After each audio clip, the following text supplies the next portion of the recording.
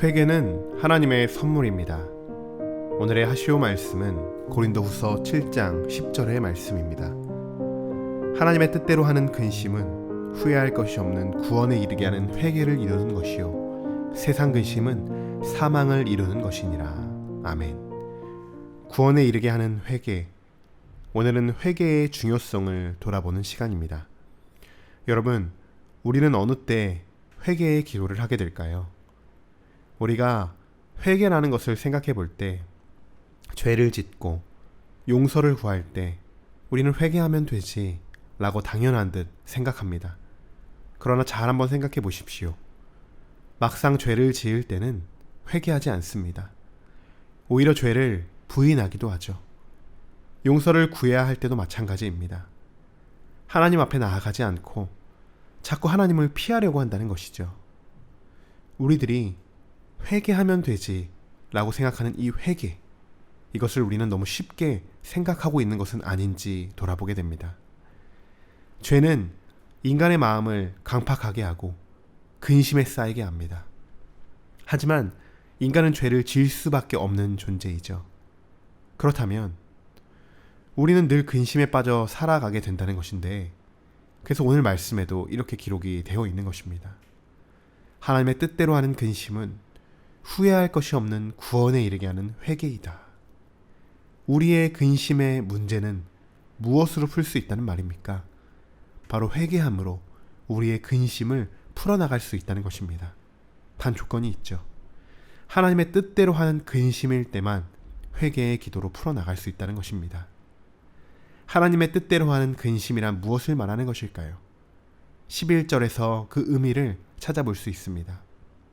보라, 하나님의 뜻대로 하게 된 이 근심이 너희로 얼마나 간절하게 하며 얼마나 변증하게 하며 얼마나 분하게 하며 얼마나 두렵게 하며 얼마나 사모하게 하며 얼마나 열심 있게 하며 얼마나 벌하게 하였는가.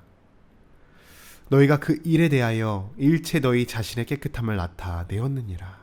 아멘. 간절함, 변증, 분함, 두려움, 사모함, 열심, 벌함. 이것은 하나님의 뜻대로 근심할 때 우리가 느낄 수 있는 감정들입니다. 이런 것들로 인해 우리 자신의 모습을 돌아보게 되고 우리는 하나님 앞에 구원에 이르는 회개의 기도가 우러나게 되는 것이죠. 마지막 말씀에도 이렇게 쓰여 있습니다. 너희 자신의 깨끗함을 나타내었느니라. 우리의 회개로 인해 우리의 더러워졌던 모습들, 우리의 모습이 깨끗함을 받을 수 있게 되었습니다. 이사야 1장 18절의 말씀에도 회개에 대해서 이렇게 말씀하고 있습니다. 여호와께서 말씀하시되 오라, 우리가 서로 변론하자. 너희의 죄가 주홍 같을지라도 눈과 같이 희어질 것이요 진홍같이 붉을지라도 양털같이 희게 되리라. 아멘. 죄로 더러워진 우리의 영혼은 회개로 인해 다시 깨끗함을 받게 되는 줄 믿습니다. 예수님께서도 누가복음의 말씀에서 이렇게 말씀하셨죠. 죄인 한 사람이 회개하면 하늘에서는 회개할 것 없는 의인 99으로 말미암아 기뻐하는 것보다 더하리라. 아멘. 하나님께서는 회개하는 자를 사랑하십니다. 사랑하는 성도 여러분, 오늘 하루는 우리가 회개에 대해 더욱 깨어있는 하루를 살아가는 것은 어떨까요? 세상에서의 근심은 사망에 이르게 하지만 하나님께서 우리들에게 주시는 근심은 구원에 이르게 하는 회개인 줄 믿습니다.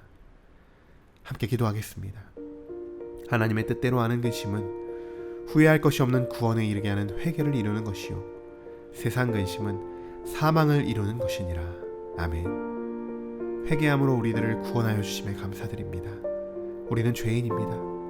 오늘 하루 나 자신의 삶이 아닌 하나님의 자녀의 삶을 살아가게 하시고 세상의 근심이 아닌 하나님이 주시는 근심으로 그분의 뜻이 무엇인지를 발견하는 귀한 하루가 되기를 소망합니다.